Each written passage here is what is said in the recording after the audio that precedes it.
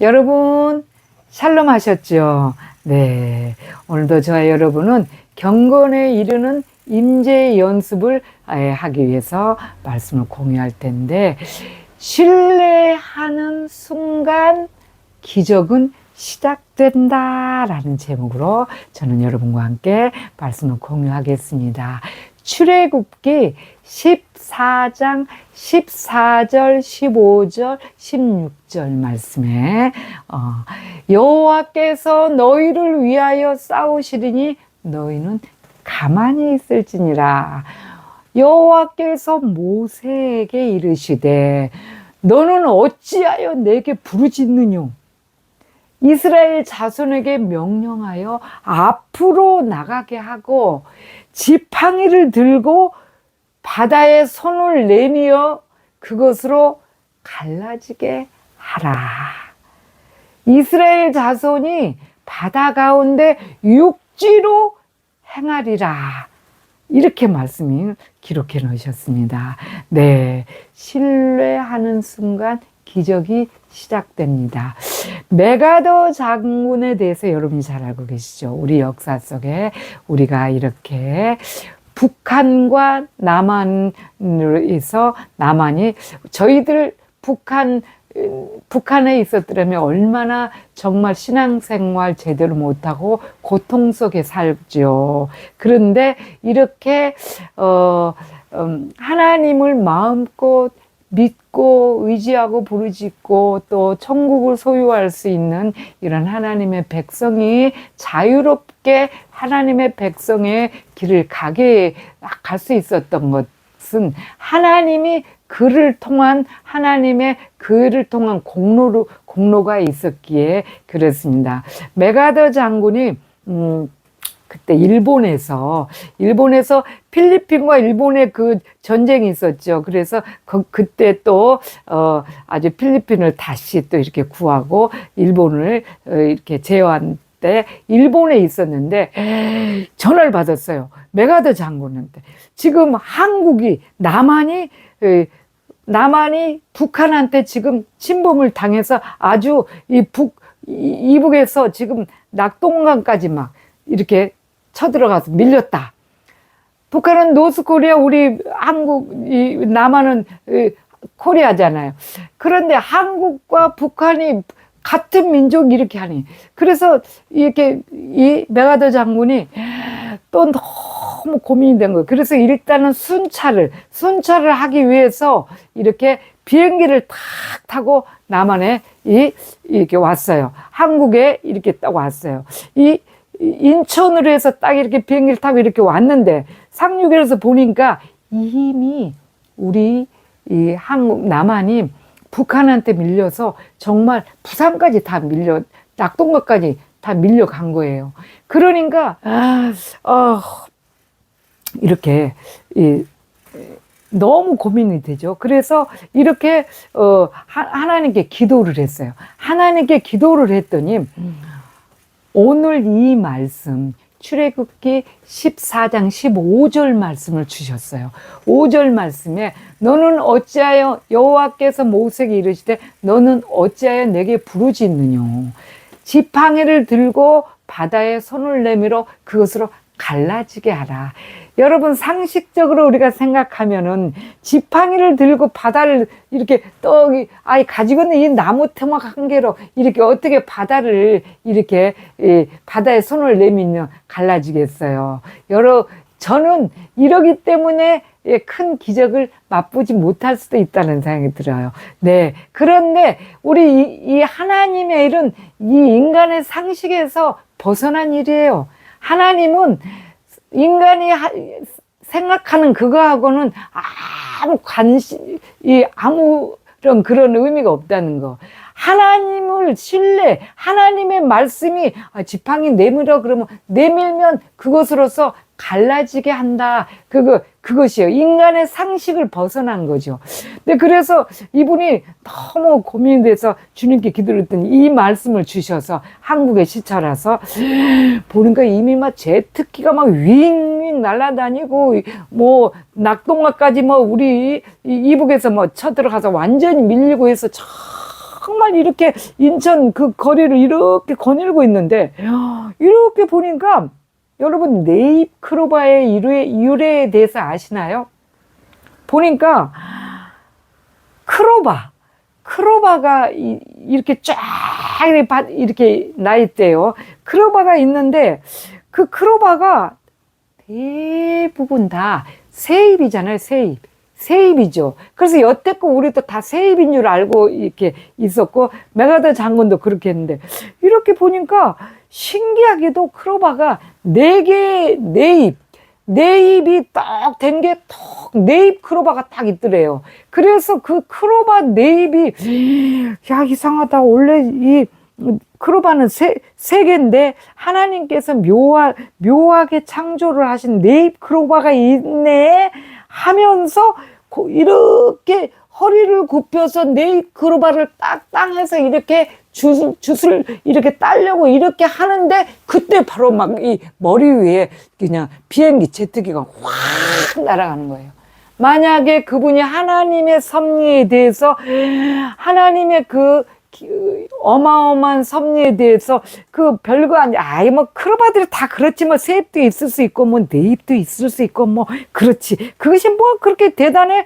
그렇게 하고 가만히 뻣뻣이 있었더라면, 허리를, 하나님의 그 창조의 섭리에 대해서 허리를 굽히지 않고 가만히 뻣뻣이 있었더라면 그 비행기에 머리가 댕동하고 이렇게 나갔을 것이다.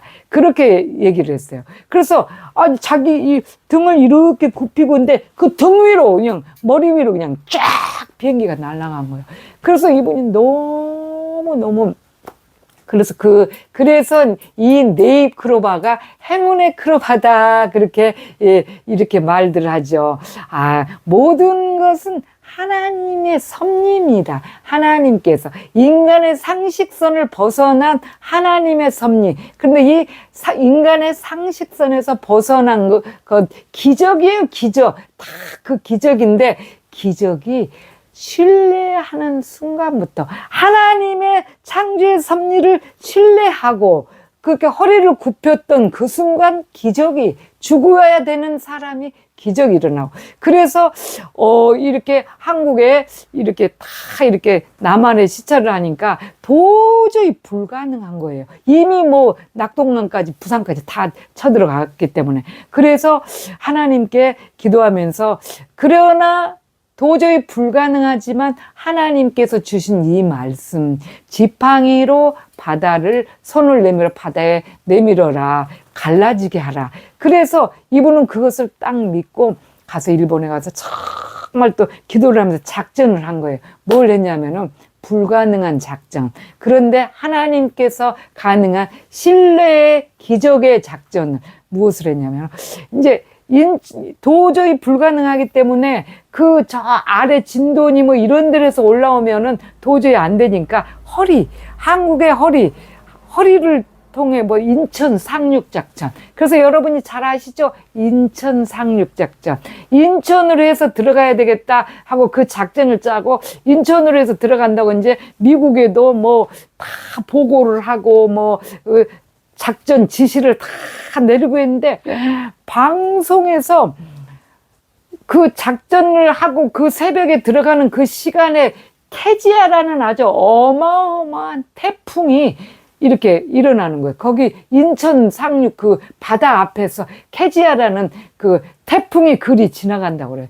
그 배로 해서 일본에서 그 길밖에는 상륙할 상륙을 할 수가 없는 그런 상황인데, 배가 다 뒤집어져서 형체도 못 찾게, 그런 아주 큰 태풍이 지나간다. 캐지아라고. 그래서 미국에서도 작전을 중단하라. 뭐 모든 부하들도 장군님 안 됩니다. 다 그렇게 했는데, 하나님, 사람들의 상식선을 벗어나는 하나님의 말씀, 너는 어찌하여 내게 부르짖느뇨. 이스라엘 백성들을 앞으로 명령해서 앞으로 나가게 하고, 지팡이를 내밀어 바다에 손을 내밀어 그것으로 갈라지게 하라. 이 사건이 무슨 사건이에요? 이 말씀, 오늘 말씀은, 원래는 13절에 보면, 그게 13절부터 이렇게 보면은 정말 그 말씀이 나오죠. 애굽에서 이스라엘 자손들이 노예로 종살이 하다가 탈출을 하죠. 하나님께서 막 10가지 재앙을 내려서 탈출을 하는데, 탈출을 해서 보내놓고, 이렇게, 바로 왕이, 파라오가 이스라엘 자손들을 보내놓고 나니, 가만히 보내놓고 막 10가지 재앙이 닥치니까 애굽이 거기 망한 나라나 마찬가지로 되다 보니, 그럼 너희들 빨리 나가. 그렇게 해놓고 나가고 난 다음에 다시 이 신하들하고 상의를 하면서, 아유, 왜 우리가 그 이스라엘 자손들을 보냈을까? 우리의 종으로 부리면 되는데. 그래서 다시 쫓아가잖아요. 이스라엘 자손들이 홍해 앞에 딱 와서 이제 그때 이제 다 60만 장정이 해서 뭐 한 200만이 이제 딱 탈출을 해서 이렇게 나오니까, 그 밤에 보니까 홍해가 뚝 있어서 거기서 쉬어가려고 좀 이렇게 하니까는 뒤에 바로 군대가 막 쫓아오죠. 그러니까는 막 그냥 모세가 막 부르짖죠. 막 부르짖으니까 막 이스라엘 백성들이 막 모세를 돌로 쳐서 죽이려고 막 그런 사건이니까. 그러니까 13절에 그렇게 얘기를 하죠. 오늘 제가 말씀드리진 않았지만, 너희는 오늘날 여호와께서 너희를 위하여 행하시는 구원을 보라. 오늘 본 애국 백성들을 너희가 이제 또 다시는 영원히 보지 못하리라. 이렇게 말씀이 기록되어 있죠. 그러면서 여호와께서 너희를 위하여 싸우시리니, 오늘 14절, 15절, 16절 싸우시리니 너희는 가만히 있을지니라. 그렇게 신뢰만 하면 돼요. 우리는 하나님의 말씀을 신뢰만 하면 됩니다. 믿기만 하면 됩니다. 믿기만. 그런데 믿지 않기 때문에 기적이 일어나지 않습니다. 신뢰하는 순간 기적이 일어납니다. 메가더 장군이 그래서 미국에서도 작전을 그만두라 막 하고, 이 신하들도, 이 밑에 부하들도 막 안 된다고, 장군님 안 된다 했는데, 뭐 했어요? 하나님의 말씀을 완전히 신뢰한 거 아니에요. 그래서 케지아가 지나가도 우린 태풍이 그때 일어서 그 만조 시간이라서 그때 새벽 4시에 이제 다 작전을 개시했던지 가려고 그러면 만조 시간이라서 막 태풍이 불면은 그 바다 안에서 다 잠겨버리는 거예요. 이 배들이 군함들이. 그런데 하나님의 그 말씀은, 너는 어째 내게 부르짖느냐? 이스라엘 자손들을 명령하여 앞으로 나가게 하고, 부하들에게 군함을 다 챙겨서 빨리 나가게 하고, 그 말이에요. 메가더 장군께 하나님이 하신 말씀. 그래서 나가게 했어요. 나가게 하고, 그 믿음으로 딱 그냥 지팡이를 들고 바다에 손을 내밀어서 갈라지게 하라 해서 그 믿음으로 그냥 쫙 출발을 해서 했어요. 그날 새벽에 다 작전 개시를 하고 나니까 방송에서 케지아가 묘하게도 인천 앞바다로 딱 통과해서 이북으로 이렇게 가게 돼 있었는데, 일본으로 방향을 들어가고 그리 가버린 거예요. 하나님의 말씀을 신뢰하면 하나님의 작전은 인간 상식으로 이해가 안 되는 일이죠. 그래서 그날에 메가더 장군이 인천으로 상륙을 하죠. 인천으로 상륙을 해서 한국의 허리인 인천으로 상륙을 해서 거기서부터 그냥 밑으로 그냥 위로 딱 그냥 포진을 해버리죠. 그러니까 꼼짝 못하고 이 북한에서 내려온 이북 공산당들, 빨갱이 이런 사람들이 다 갇혀버리는 거예요, 막. 그래서 태극기를 우리가 이렇게 꼽고, 이렇게 굉장히 지금 여러분과 저와 여러분이 이렇게 정말 신앙생활을 이렇게 정말 공산당들의 핍박 없이 할 수가 있다는 거, 더 열심히 잘해야 되겠죠. 지금 그러나 우리의 동포들 이북에서 너무나 고통을 당하고 있죠. 예수님을 믿는 자를 무조건 데려다가 정말 총살시키고 또 막 그렇게 정치범 수용 수용소 막 지하에다 가둬놓고 일시키고 그러죠. 네, 저와 여러분이 이렇게 하나님의 은혜로 이렇게 마음껏 주님을 섬길 수 있는 거. 네, 신뢰하는 순간 기적이 일어납니다. 네, 여러분, 근데 우리 기적이 일어난다 그러면, 기적을, 요즘 시대에, 하나님을 신뢰해요. 제가 먼저 언제 이스라엘 가자 지구의 신와르라는 사람을 제가 이렇게 예화로 든 적이 있었어요. 그 사람은 하나님의 이 아날로그한 인간의 상식선에서 벗어난 이 하나님의 말씀, 그거를 이 지하에서, 감옥에서 파서, 그걸로서 막 가자지구를 다 막 이렇게 다스렸다는 그런 사건을 얘기했어요. 인간은 사람들에게 그런 말을 하면 하나님의 말씀을 잘 신뢰하지 않는데, 오히려 그런 사람들이 신뢰를, 이렇게 하나님의 말씀을 갖다가 이렇게, 그런데 그 믿지 않고 그 방법을 사용한 거예요. 방법을. 그런데 저와 여러분은 이 임재에 거하는 하나님, 예수님께서 우리 안에 거하는 그 임재의 방법을 메가더 장군도 그랬듯이 온전히 신뢰하는 거예요. 이 신뢰하는 게 우리 인간의 상식선에서 벗어난 하나님의 말씀을 외우세요, 마음판에 새기세요, 이런 걸 하면은, 뭐 그것만이 꼭 하나님의 방법인가? 그렇지는 않지. 이렇게 하는데, 하나님께서는 그 방법을 그것밖에는, 왜? 신명기 6장 6절에 뭐라고 말씀해? 너는 마음을 다하고 성품을 다하고 하나님의 말씀을 너는 마음판에 하나님의 말씀을 새기라. 여호와의 말씀을 마음판에 새기라. 그렇게 말씀하셨죠. 그렇게 말씀하신 거. 왜? 이 방법밖에는 주님 마음판에 새기고, 또 정해놓고 기도하고, 또 예수님으로 늘 채워놓으면서 항상 모든 일 앞에서 어떠한 상황에도 주님과 대화하는 이 방법밖에는 이 주님이 우리 안에 임재하실 수 있는 방법이 없습니다. 저도 여러 가지를 많이 해봤는데, 그러니까 이 한 절 말씀 한 절 외우기 싫고 주님과 정해진 규칙적인 기도 생활을 하기 싫어하고 주님으로 묵상하기 싫고 대화하기 싫으니까 사람한테 명종하고 그것을 목사님한테 가서 물어보고, 그래서 요즘 그렇게 이단의 교주와 사이비 종교들이 막 그냥 많이 생겨나고, 사이비 종교 교주들한테 걸려들어서 인생을 파멸이 되고, 막 어디까지 피지니 브라질이니 그런 데로 막 끌려가가지고, 거기가 낙원이네, 하나님의 나라가 거기에 임한해서 쓸데없는 그런 것에 이 사람한테 맹종하는 맹신자가 되어서 그렇게 고통을 당하고 정말 있는 모든 걸 뺏기고 죽음을 맞이하고 그런 사건이죠. 우리는 정말 하나님께서 우리 인간의 상식선에서 벗어난 이 신뢰가 하나님이 하라는 그대로 말씀을 그대로 신뢰하는 거예요. 마음판에 하나님의 말씀을 새기라 그러면 새기고, 그게 마음판에다 새기는 게 뭐예요? 한 절 말씀이라도 애워서 놓고, 그렇게 하는 것이 그 순간부터 기적이 일어납니다.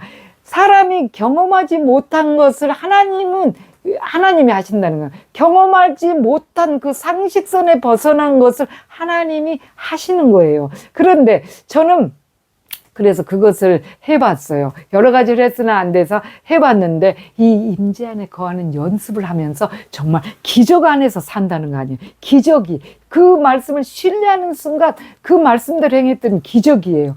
자, 그 기적이 어떤 것이냐? 사람들은 막 말하기를 무엇을 보았네, 들었네, 갑자기 죽은 자가 살아났네, 물론 그런 것도 기적이 되겠지만, 또 가난뱅이가 막 그냥 어마어마한 것을 얻었네, 그렇게 하는 것이 기적이 아니고, 오늘 기적이라고 정의를 내린 것은 어떤 것이냐? 고린도후서 6장 9절 10절에 보면 이렇게 말씀이 기록되어 있죠. 무명한 자 같으나 유명한 자여, 죽은 자 같으나 보라 우리가 살고, 징계를 받은 자 같으나 죽임을 당하지 아니하고, 근심하는 자 같으나 항상 기뻐하고, 가난한 자 같으나 많은 사람을 부유하게 하고, 아무것도 없는 자 같으나 모든 것을 다 가진 자로다.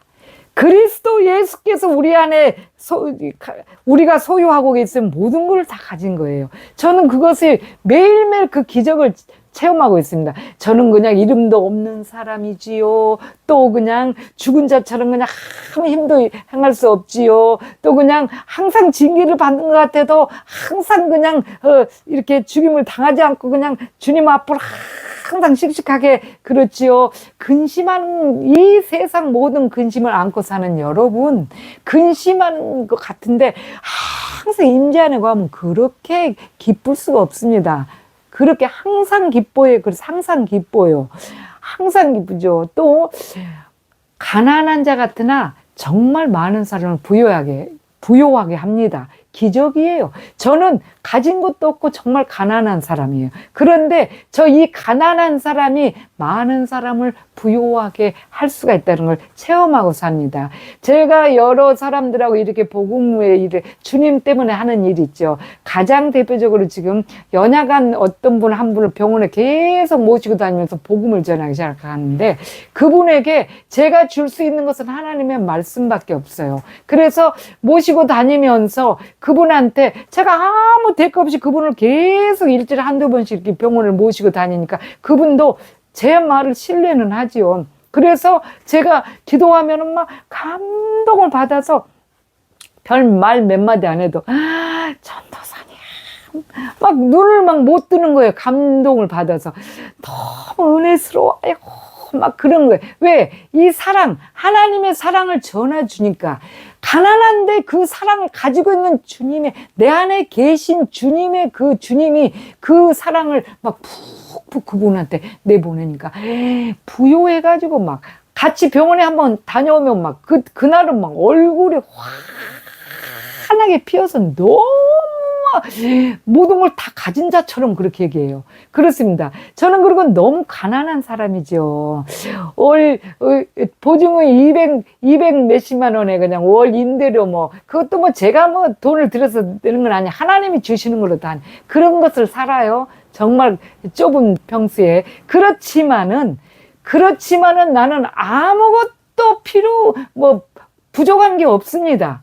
그게 기적입니다, 여러분. 이런 기적을 사람들은 이렇게 세상에서 이 지금 험난한 세상에서 하나님이 함께 하셔서 평안을 누리고 사는 이것이 기적이에요. 이것이 기적인데 물질 세계 것만을 바라보는 사람들은 무조건 무엇을 보았네 들었네 뭐 그렇게 그래서 막 이렇게 죽었네 살았네 일으켜 세웠네 뭐 이런 것만 생각을 한 내가 예수 그리스도를 영접하고 하나님의 자녀가 됐다. 그리고 주님 안에서 이렇게 아무것도 가진 것이 없는데 즐겁고 기쁘고 그냥 이렇게 부요하다 하는 이것이 기적입니다, 여러분.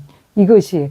자, 그렇습니다. 이 모든 기적을 체험하는 것. 그래서 바울은 이 기적의 역사를 뭐라고 말씀해요? 빌립보서 4장 1절 12절에 어떠한 형편에든지 내가 자족하기를 배웠노니 내가 비천에 처할 줄도 알고 풍부에 처할 줄도 알고 모든 일에 배부르고 배고프고 궁핍에도 일체의 비결을 배웠느냐. 이것이 기적이에요. 기적. 어떠할 때 일어나요? 온전히 주님을 신뢰하는 그 순간에 기적이 일어나는데 이 기적의 시간들을 매일매일 누리고 사는 것이 임재 안에 거한 자들만이 누리고 기적을 매일 맛보지요. 자, 임재 안에 거하려면 어떻게 해야 될까요? 오늘 또 여러분께 그래서 저는 정말 이 땅의 것을 뭘 이렇게 취하려고 하는 것은 어리석고 주님 한 분 소유하면 우리는 그분 말씀에 신뢰하면 우리는 기적은 매일 맛보고 무엇보다도 이 세상에서 얻지 못한 가장 중요한 평안을 얻는다는 거죠. 한 절 말씀이라도 외우시고 시간 정해놓고 항상 기도하시고 또 주님으로 묵상을 많이 하고 주님의 말씀 묵상하고 주님과 어떠한 상황 어떤 일을 할 때도 직장에 있을 때도 정말 설거지를 하고 밥을 하고 자고 어떤 상황에도 주님과 대화를 대화하고 네 그래서 임재 안에 거하는 축복을 받는 저와 여러분이 되기를 간절히 소망합니다. 동안 샬롬.